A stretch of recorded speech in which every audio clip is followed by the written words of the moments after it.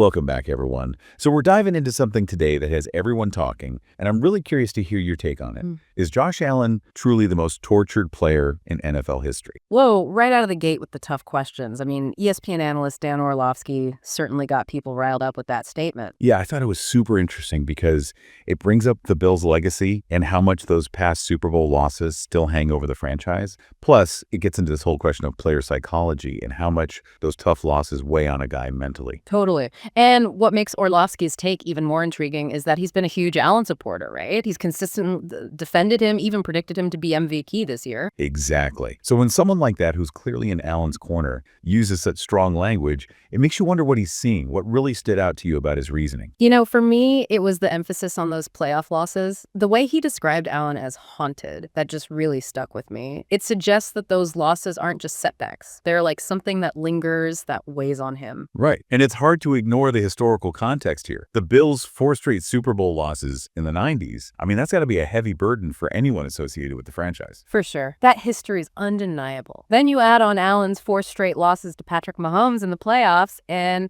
yeah, you can see why that tortured narrative starts to take hold. It's almost like history repeating itself, you know? I think a lot of people forget just how close those games were. Orlovsky mentioned that the combined point differential in those 4 losses to Mahomes is only 5 points. Think about that. It's insane. 5 points across 4 playoff games, a couple of plays here or there, and we could be having a completely different conversation about Josh Allen's career. Absolutely. And that narrow margin just highlights how our perception of success or failure can hinge on the tiniest moments in sports. But it's not just about the wins and losses, right?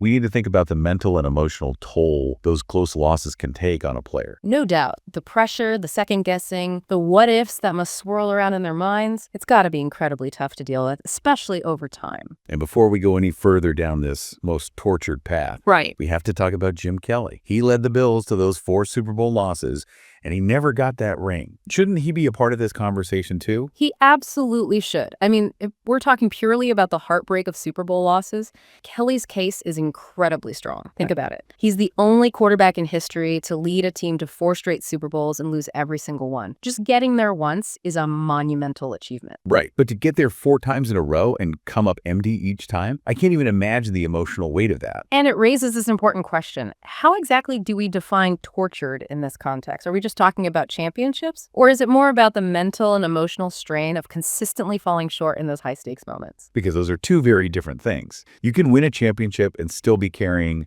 a lot of emotional baggage from past failures, and you can have a career full of what-ifs and still find a sense of peace and accomplishment. Exactly. It's a complex issue, and there's no easy answer. But I think there's another interesting element here that complicates this tortured narrative even further. There's this fascinating statistic about playoff games. Teams who score 3 or more touchdowns and don't turn the ball over almost always win. Okay, that makes sense logically. So we talk about a high win percentage. We're talking a 140-19 record. Whoa, that's a ridiculously high win percentage. So how does that tie back to Josh Allen? Well, here's the crazy part. Josh Allen is the only quarterback with multiple losses under those specific circumstances, and not just 1 loss, but 3. And all 3 of those losses, they came against the Chiefs, led by Patrick Mahomes, in the last 4 seasons. Wow, that statistic really jumps out at you, doesn't it? So on the one hand, you've got Allen putting the Bills in a statistically dominant position to win. But on the other hand, something happens in those crucial moments against Mahomes that prevents them from sealing the deal. What could explain that? It's the million-dollar question, right? Is it a mental block? Is it Mahomes just being that good? Is it the Chiefs' system being perfectly designed to counter the Bills? Or is it, like some people are starting to suggest, a curse? I mean, you can't deny that the cursed Bills narrative is gaining traction. Yeah, and I think that speaks to our need to explain things, especially in sports. It's a lot easier to talk about a curse than to really delve into the nuances of game strategy, coaching decisions, or the mental aspects of performance under pressure. So do you buy into this curse idea, or is it just recency bias at play? Because it seems like we tend to overemphasize the most recent events. It's probably a bit of both, honestly. Recency bias is definitely a factor, and the media loves to latch onto a good narrative, especially one that gets people talking.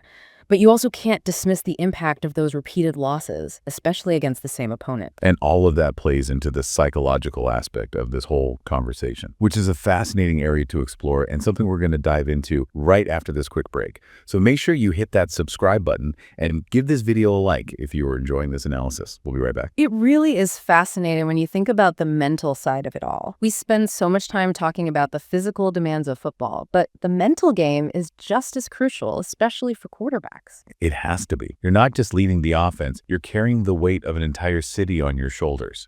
How do you think those repeated losses, those close calls against Mahomes, impact a guy like Allen mentally? You've got the weight of those 4 Super Bowl losses from the 90s hanging over the franchise. And then you add Allen's own playoff defeats to the mix. It creates this psychological pressure that must be incredibly difficult to escape. Almost like he's battling the ghosts of the past every time he steps onto the field for a big game. How can a player even begin to compartmentalize that kind of pressure? It takes incredible mental fortitude, and to Allen's credit, he's shown that. He hasn't let those setbacks completely derail his game, but even with that resilience, you have to wonder if those losses start to eat away at your confidence, even if it's just subconsciously. Especially when those losses keep coming against the same opponent, Patrick Mahomes. How do you think that impacts a player psychologically facing that same hurdle year after year? It's like a recurring nightmare, isn't it? Yeah. You pour your heart and soul into these games, come so close, and then the same opponent finds a way to stop you.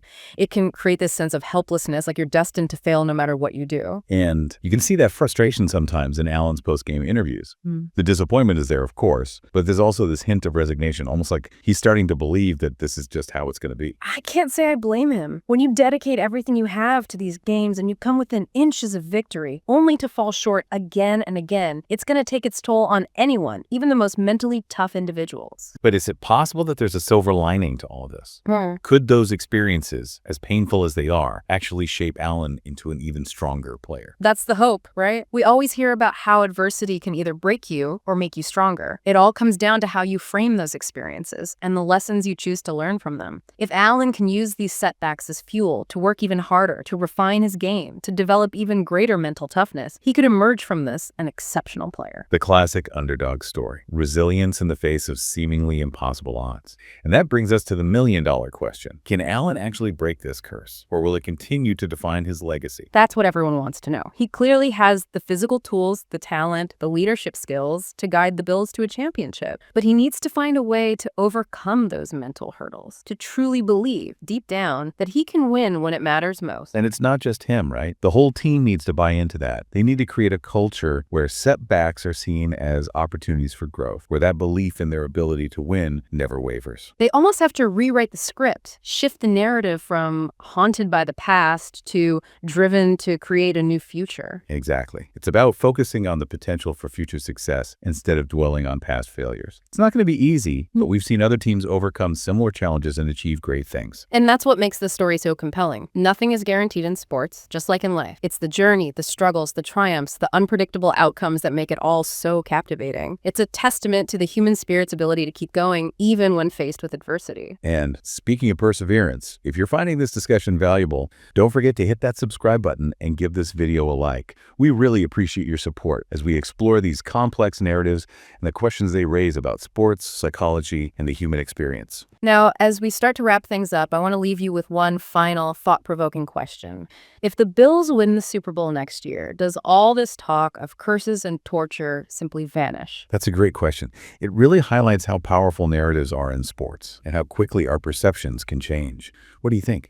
Do those stories truly hold weight, or are they just convenient storylines that we latch onto? I think it's easy to get caught up in those storylines, especially in sports. We love to simplify things, to find those easy explanations for why things happen the way they do. We crave that sense of order, and sometimes those narratives, those curses, or whatever you want to call them, they provide that. They give us a way to process complex emotions, like when our team keeps losing. It's like we need a scapegoat, right? Something to blame.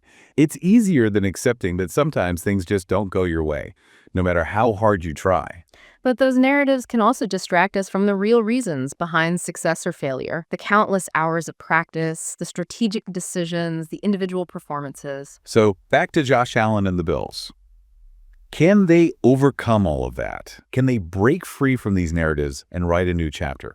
Or will they always be seen as the team that could never quite get over the hump? It's a tough question to answer, but Allen has shown us what he's capable of. He went from being a draft day question mark to one of the most electrifying quarterbacks in the league. Yeah, he's already defied expectations once. Who's to say he can't do it again? Maybe all this talk about curses and torture will actually fuel him, give him that extra motivation to prove everyone wrong. Now that would be a story, wouldn't it? The supposed most tortured player leading the Bills to their first Super Bowl victory, breaking the curse once and for all. What a moment that would be. It would be a testament to his resilience, his determination. It would inspire a whole city, a whole generation of Bills fans. And it would remind us all that anything is possible if you never give up on your dreams, even when faced with incredible adversity. And on that note, we're going to wrap up this deep dive. But before we do, make sure you hit that subscribe button and give this video a like if you enjoyed our analysis. We appreciate you joining us on this journey. And we'll see you next time for another deep dive into the world of sports.